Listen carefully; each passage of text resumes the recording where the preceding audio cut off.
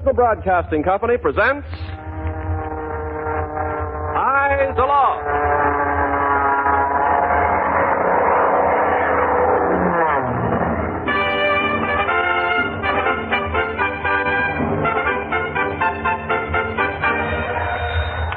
Army flash. 1. Single motor. Very low. Scene. 6 Kenneth 3. Overhead. West. Eyes aloft, watching the sky, watching for planes flying the lanes up above. Eyes aloft. Eyes Aloft.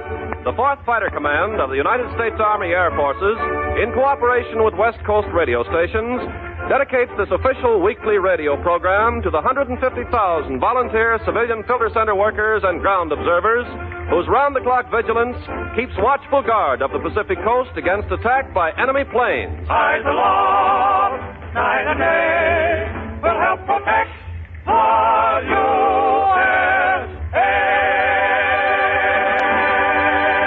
This is Ken Carpenter speaking. Tonight, the 25th gala performance of Eyes Aloft. You'll hear Filter Center News, edited and presented by the famous newscaster Sam Hayes.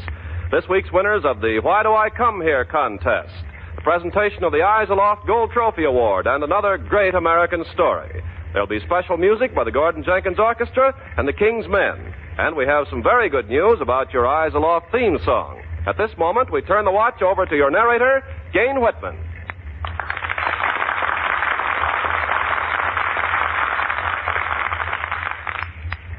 How do you do, ladies and gentlemen? This is news that will interest Aircraft Warning Service volunteers. Word has just been received from the West Coast office of Shapiro Bernstein and Company, New York music publishers, that Eyes Aloft, the official theme song of the 4th Fighter Command, has reached the counters of most of the music shops and 10-cent stores this week. In a few minutes, Ken Carpenter will give you full particulars about how to get a published copy of our theme music, Eyes Aloft. Now we present the 100-word entry that won this week's popular Why Do I Come Here contest. A weekly prize, a Treasury Department War Savings Stamp Book with $5 worth of war stamps goes to the winner. Also, his or her observation post or filter center receives a handsome desk clock as a prize. Gordon Jenkins composes an original musical score to background the dramatization of each winning entry. This week's winning entry is unusual as it was written by a 14-year-old girl observer. Why do I come here?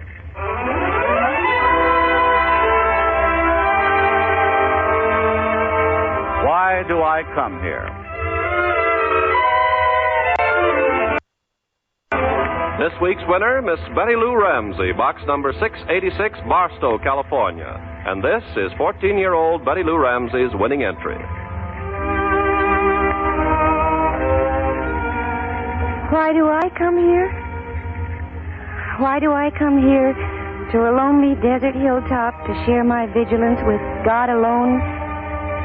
Why do I keep company with the sentinels of the past? I'll tell you why. Because I'm an American. I'm free to live, to worship, and to talk as I please. I'm not forced to serve my country at this post because I am free. Yes, I'm an American. I come up here because of those 3 words. I'm an American. I come up here to serve the country that gives me everything.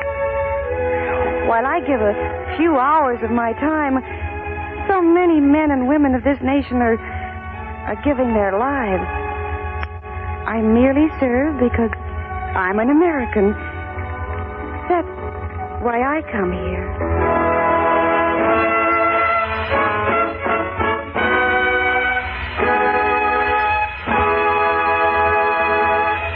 Congratulations, Betty Lou Ramsey of Barstow, California. Your prize of $5 worth of war stamps has been mailed to you. Also, you have won for your Barstow observation post a handsome clock. Because of their excellence, we wish to give honorable mention to the following 3 contributors to the contest. Books with $1 worth of war saving stamps have been forwarded as honorable mention prizes to Maud E. Nelson, Route 2, Box 171, Canby, Oregon, Mrs. Bess L. Seifert, 1307 California Street, Mountain View, California, and Mrs. Harry Klemp, Mukilteo, Washington. The statements are judged on the basis of originality and sincerity. Decision of the judges is final. Duplicate prizes will be awarded in the case of tie. Congratulations, all. Those civilian volunteers of the Aircraft Warning Service who wish to contribute a 100-word entry to next week's Why Do I Come Here contest, please send your entry to Eyes Aloft, Hollywood, California. Merely state in approximately 100 words why you continue to faithfully serve the Aircraft Warning Service. Maybe you will be one of the next week's winners.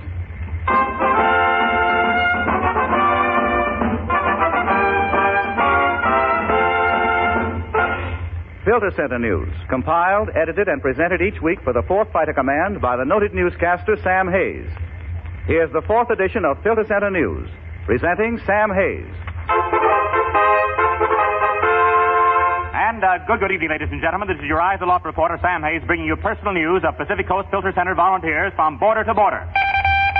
Portland, Oregon. Snow, sleet, and rainstorms last week might have paralyzed Portland public transportation, but dressed in ski pants, hip boots, slacks, and whatnot, Portland volunteer Filter Center women arrived regularly and kept all shifts fully manned. One example, Miss Billy Thomas of Shift 6 skied 5.5 miles to work. That's the stuff, Portland. Bellingham, Washington. Stork work. Congratulations to Mrs. Mildred Engdahl of the Bellingham Filter Center. She plotted that great, long-legged, single-motor transport, the Stork, right to her own doorstep and presented her husband with a fine baby boy, Craig Albert. San Diego, here's a record, we think. Elsie Brick, Team 1B, was absent January 27th due to illness. Her first absence since coming on duty, December 8, 1941. San Diego, Mrs. Carl Engel, a new volunteer, gives this reason for offering her help to the Aircraft Warning Service. Her husband has been in Australia for the past 9 months. Her father is now a prisoner of war at Taiwan. Port Angeles, Washington, wedding bells. Phyllis Stannard, Shift 10, is proudly wearing a new diamond ring. The lucky fellow is Staff Sergeant Troy Hurry of Olympia, former member of the Port Angeles Filter Center. Nuptials in June. North San Francisco Filter Center. Team 8 devotes all its spare time to making scrapbooks of complete serial stories, short stories, cartoons, and crossword puzzles for boys in hospitals overseas. Good idea, Team 8. Seattle. Only one casualty in the ranks of Seattle Information Center volunteers resulted from the recent storms. Lillian Grieg, Shift 10-0, fell on ice and sustained a brain concussion. Fresno, California. Mrs. Harold C. Lewis entertained the third afternoon team at tea in her home. The entire team enjoyed the afternoon and hoped someone else gets a similar idea. Redding, California. Dorothy McRae has now reached the 1,000-hour milepost. Redding. Men have been pouring in this past week to offer their services, operating the Redding Filter Center's graveyard shift. Other filter centers, please copy. Roseburg, Oregon. Shift A has 3 sets of sisters. Supervisor Miss Yvonne Gadway is the sister of Mrs. Don White. Mrs. Velma Wasson's sister is Miss Dorothy Crocker, and Miss Virginia and Faith Young sisters all serve on the same shift.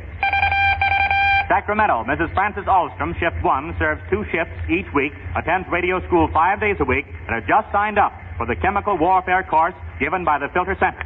Mrs. Alstrom also manages a home and 3 children. Here's a report from Port Angeles, Washington. We aren't sure whether we to believe it or not.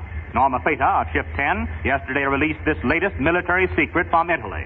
She claims that the new paratroop planes of Italian design carry 20 men and 1 paratrooper. The other 20 men are there to push the paratrooper out. And thus, we conclude tonight's Filter Center News with this week's nomination to the Honor Roll of Service. This week, we name Mrs. H. Pickrell of Priest Valley, California, who last October, in a single month, served 316 hours. Who among you can beat that record? This is your Eyes Aloft Filter Center News reporter, Sam Hayes, bidding you one and all a very good evening.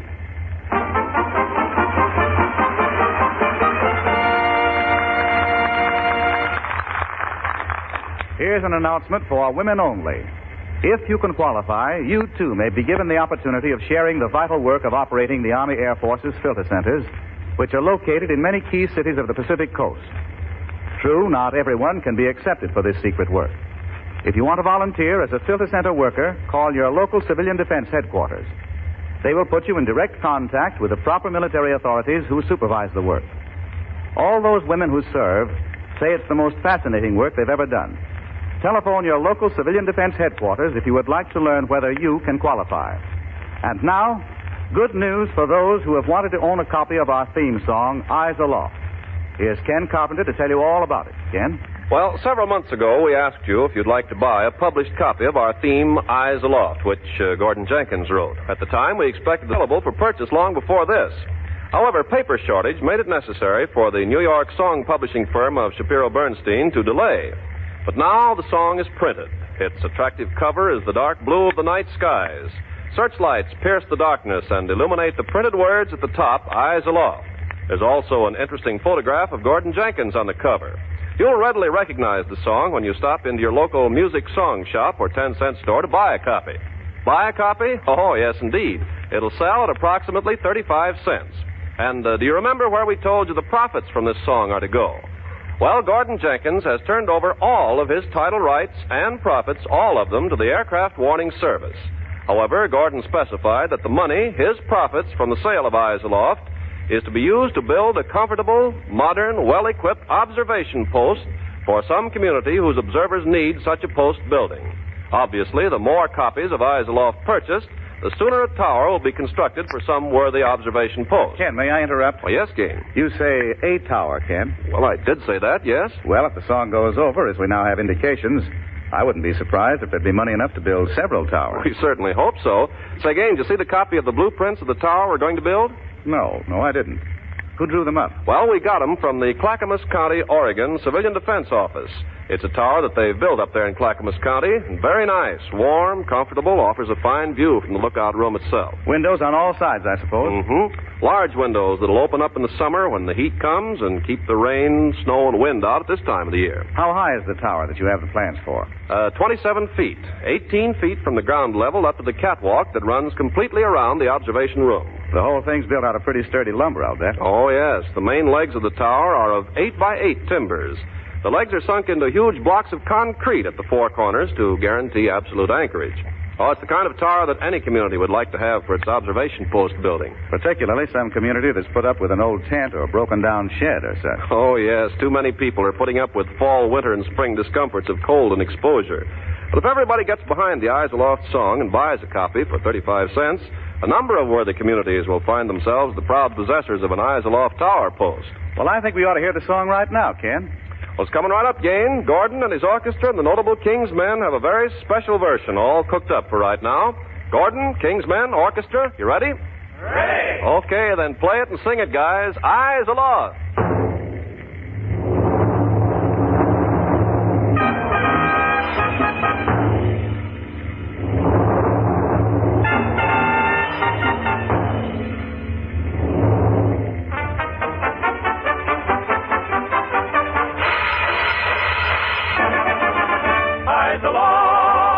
Watching the sky, watching for planes flying the lanes up above.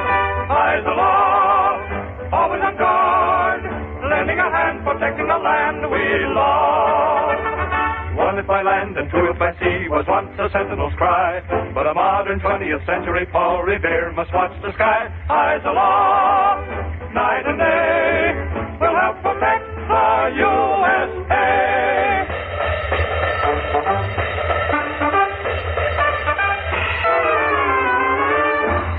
This is the way Eyes Aloft can be played for a dance. We mean swing style. Dig it, Jenkins.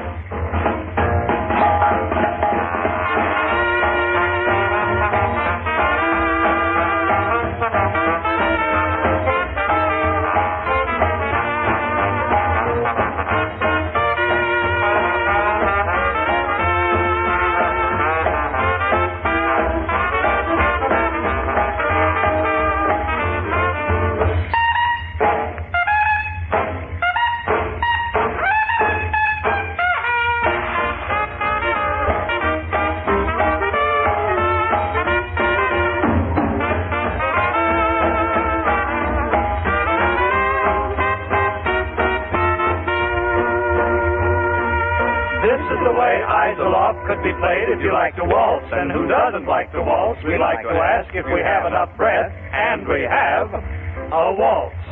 Choose partner.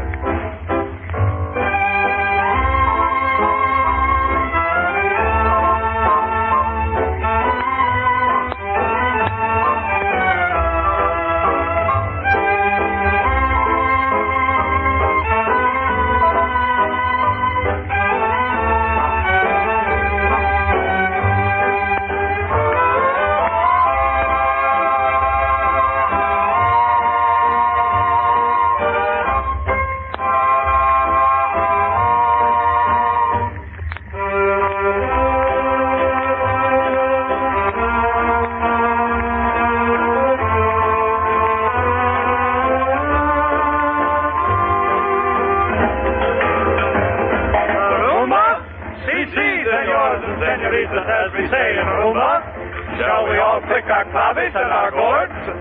We shall.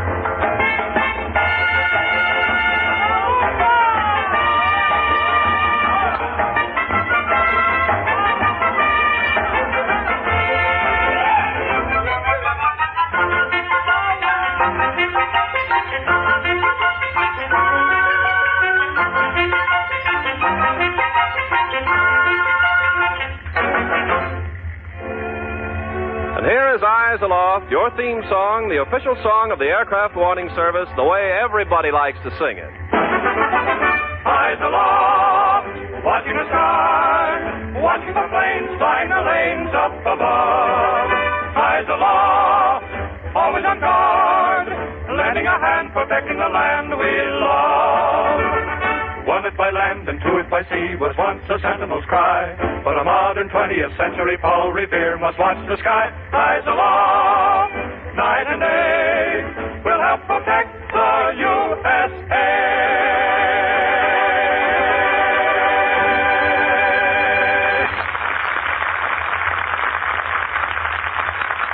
Well, that's it, your own official theme song of the Aircraft Warning Service. You'll want a published copy for your home, for your club, grange, school, or service club. Buy Eyes Aloft and then hear some worthy communities sing when it's presented with the Tower Observation Post. Go to your music dealer, song shop, or dime store now. It's on sale at all music counters for approximately 35 cents. Sing Eyes Aloft.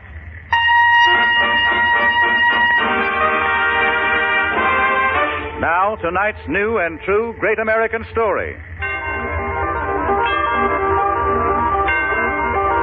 In many communities, the local observation post has grown to mean more than just the place from which reports are made to the Army about airplanes.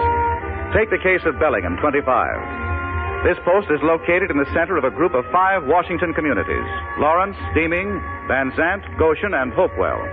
At first, the post was housed in one of the cabins of a tourist court near George Lusk's General Store at a crossroad about a mile and a half from the town of Lawrence. But today it proudly operates from a new tower recently completed and occupied. And how did this observation post become so important to the community? Well, listen to what happened on the very cold and foggy night of January 11th. Mrs. Mary Wakefield and Mrs. Ruby Clark had just come on their regular midnight to 3 a.m. shift. I'll open the window, Mary. Yes, do. I'll put some more wood in the heater. I wore a heavy sweater under my coat tonight. It's below freezing right now, you know. There. The window's open. Cold, all right. I guess a lot of observers would think we're plain batty if they saw the way we operate our watch. You mean open the window and then heap wood in the stove? Well, I don't care, Ruby. We come here to watch for airplanes. Watch for airplanes on a pea soup night like this? That's it. We have to listen for them. Remember what that Army officer said when he came and held the meeting? Well, what do you mean? About the Japs, if they ever come over. Oh, sure. He said they'd probably fly over at 30,000 feet or higher. Well, you certainly have to be listening sharply to hear a plane at that altitude. Oh, maybe we're talking too much now, tonight. We are. I'll hush up. We're only here 3 hours once a week. I guess we can keep quiet and listen that long. Yes, some observers make a regular clubhouse out of this place, and I personally think that... Wait. Hear a plane? I'll step outside on the catwalk. Just leave the door open, Mary. Well, we got fooled. A car. Yes, auto going up the highway. Just crossed the bridge. Oh, it's terribly foggy, Ruby. I'm going to stay out here and walk around the catwalk. Well, you stay for 10 minutes, and then we'll trade off. Well, I'll come out, and you can come in and sit at the window in the stove. We just mustn't miss any plane. Oh, I know. It's all so very important, isn't it? I wish more people felt as we do, Mary.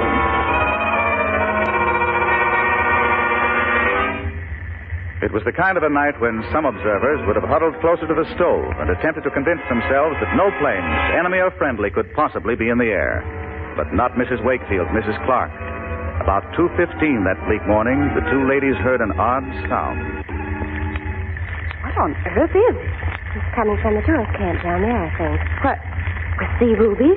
Isn't that a sort of a glow showing up through the fog? Oh, it is. I see it now.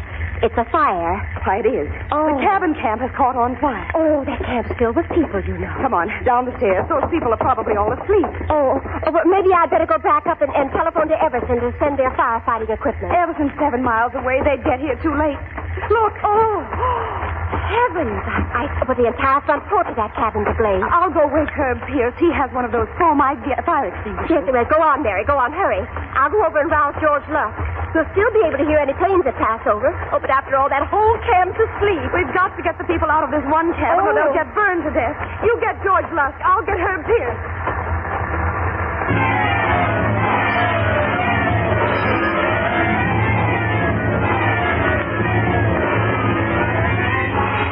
In but a matter of moments, the two women of the observation post had awakened half the camp. The flames of the burning porch of the one cabin rapidly spread to the roof. Heat and sparks threatened the other close-by cabins. The glow of fire threw an ominous light upon those who feverishly worked with hand fire extinguishers, with buckets. Is there anybody in that cabin? Yes, Mrs. Selma Greenow and her 12-year-old boy. Come on, boys. Pass those buckets of water. Can't they get out the back door? No back door. They got to be taken out the front.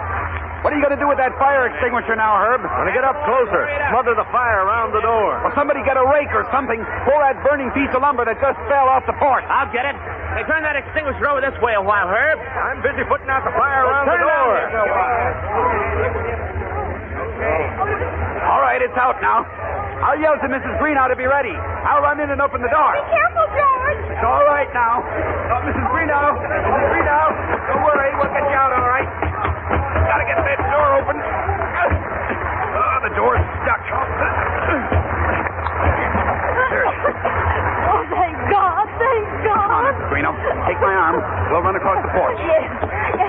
Come on, son. All right, Mother. Keep hold of Mother's hand. Oh, we were trapped in there. Yes, I know. We'll talk later. A blanket of fire at our door. Oh, you saved my life and my son. I said, come on. Come on. Now, watch out you don't slip. The porch is wet now. Come on, Mrs. Greenow. Come on, son. Hey, here they come.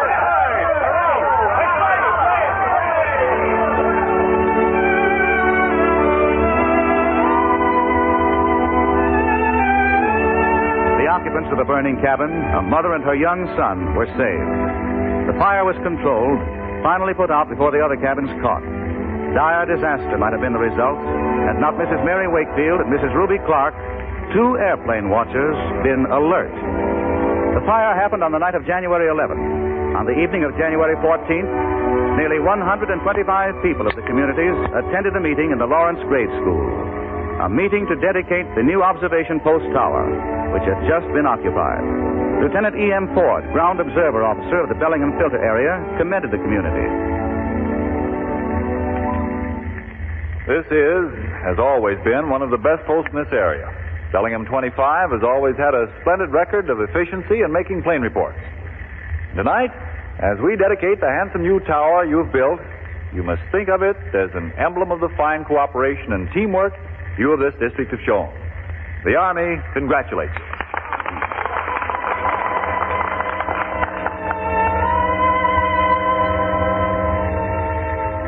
The dedicatory services continued.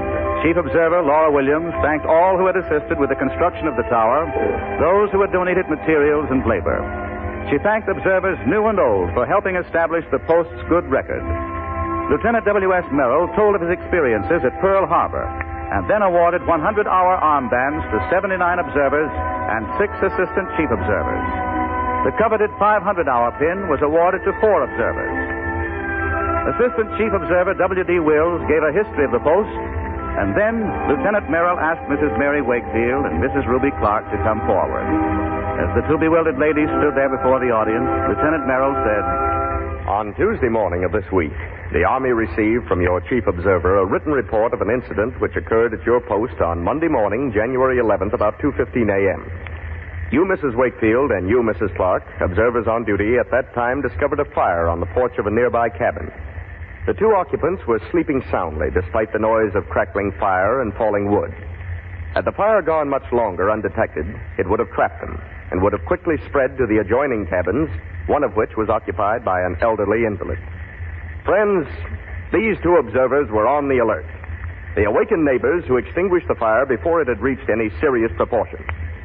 Mrs. Clark, Mrs. Wakefield, For Lieutenant Ford, myself, and other officers of the Aircraft Warning Service of the Bellingham Filter area, I wish to commend you for your exceptional devotion to duty. Oh, well, I haven't the slightest idea what... Just a minute, please.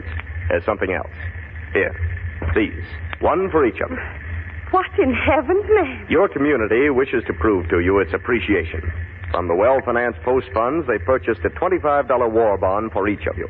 And with them go the thanks of the people with whom you live. I don't know what to say. Just a minute. Lieutenant Merrill. Oh, yes, Mrs. Williams. Has the chief observer something to say about all this? Well, I've been talking plenty tonight. But I think Bobby Lusk here would like to say something. Step up there, Bob.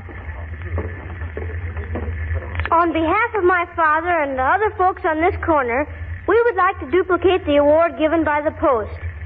If you hadn't seen that fire and did what you did, Dad and other folks say there probably wouldn't be a corner store or cabins or anything left standing today. Here, another war bond for each of you. And thanks. Oh, well, I'm so overwhelmed. I just can't say anything but thanks. Yes, thanks to everyone. Oh, believe me, it's good to be appreciated by your home folks. Thanks, everyone.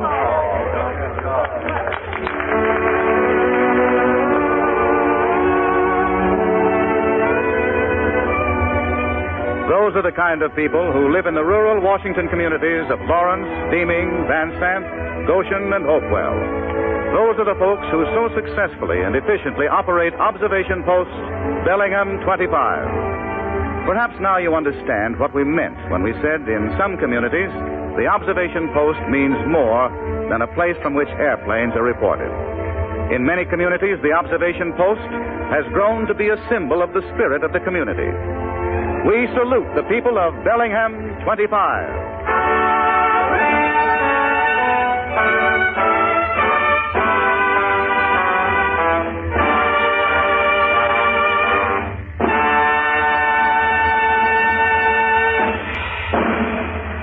Each week, the National Broadcasting Company presents the handsome Eyes Aloft Gold Trophy Award to some outstanding post or filter center. Here is Major Russell Z. Smith to make this week's presentation. Major Smith. The Aircraft Warning Service is a new part of the United States Army Air Forces. Our Volunteer Ground Observer Corps has been given standards by which to serve. However, it is making its own traditions. The story of Ruby Clark and Mary Wakefield, on the alert during the foggy midnight shift of January 11, 1943, has added a glorious and new chapter of the post history of Bellingham 25 and to the records of the 4th Fighter Command. To that post, we proudly present this week's Eyes Aloft Gold Trophy Award.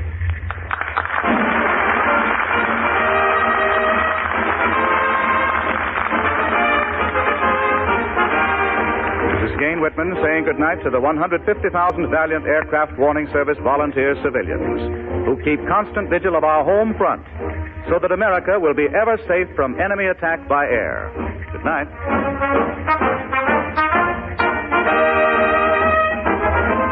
Don't forget to send in your 100-word entry to the Why Do I Come Here contest. Send your entries to Eyes Aloft, Hollywood, California. And don't forget to check your music shops or dime stores for our theme song. If your dealer doesn't have it yet, ask him to order it. Eyes Aloft is written and produced by Robert L. Redd. The music is composed and conducted by Gordon Jenkins. This is Ken Carpenter charging you to always remember, Eyes Aloft. Eyes aloft, watching the sky, watching for planes flying the lanes up above. Eyes aloft. This program comes to you from Hollywood. This is the National Broadcasting Company.